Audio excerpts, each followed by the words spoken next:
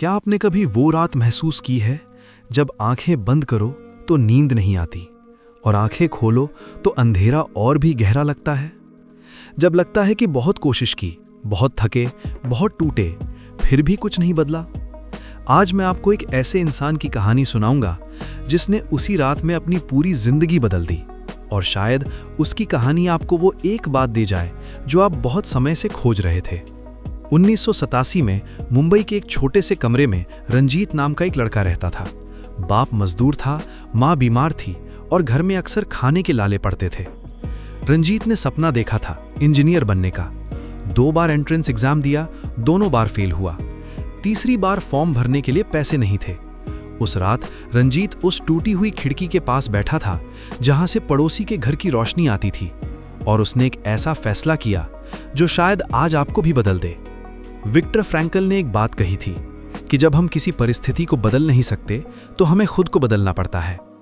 रंजीत के पास न पैसा था, न कनेक्शन था, न कोई मेंटर था, लेकिन उस रात उसने एक काम किया जो बहुत छोटा लगता है। उसने एक पुरानी कॉपी उठाई और लिखा, मुझे क्या आता है, बस इतना। कोई बड़ा प्लान नहीं, कोई मोटिवेशनल स्पीच नहीं, बस एक सवाल।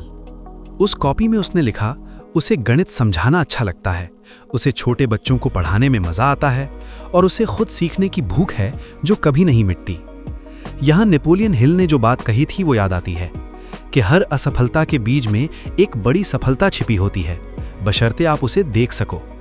रंजीत ने देखा। अगले दिन से उसने पड़ोस के बच्चों को ट्यूशन पढ़ानी शुरू की। पहले महीने 80 रुपए मिले, दूसरे महीने 200 रुपए। 1 साल में उसने खुद का एक छोटा सा कोचिंग सेंटर खोल लिया, एक कमरे में एक ब्लैक बोर्ड के साथ। लोग हंसे, रिश्तेदारों ने कहा, इंजीनियर नहीं बन पाया, अब मास्टर बन गया। लेकिन रंजीत के कानों तक वो आवाजें नहीं पहुंचती थीं, क्योंकि वो उस काम में था जो उसे जीवित रखता था। पॉलो कोएल्हो ने दी एल्केमिस्ट में लिखा था कि जब तुम किसी चीज को सच्चे दिल से चाहते हो तो पूरी कायनात उसे पाने में तुम्हारी मदद करती है, और कायनात ने मदद की। 10 साल बाद रंजीत का वो एक कमरा एक इंस्टीट्यूट बन चुका था, जहां हर साल हजारों बच्चे IIT और मेडिकल की तैयारी करते थे। वो इंजीनियर नहीं बन पाया था, लेकिन उसने सैकड़ों इंजीनियर बनाए। जापानीज फिलॉसफी में एक शब्द है, इकिगाई। इसका मतलब है वो कारण जिसके लिए तुम सुबह उठते हो। ये 4 चीजों का मिलन है, जो तुम्हें प्यार है, जो तुम्हें अच्छा लगता है, जिसकी दुनिया को जरूरत है, और जिससे तुम्हारा गुजारा हो सके।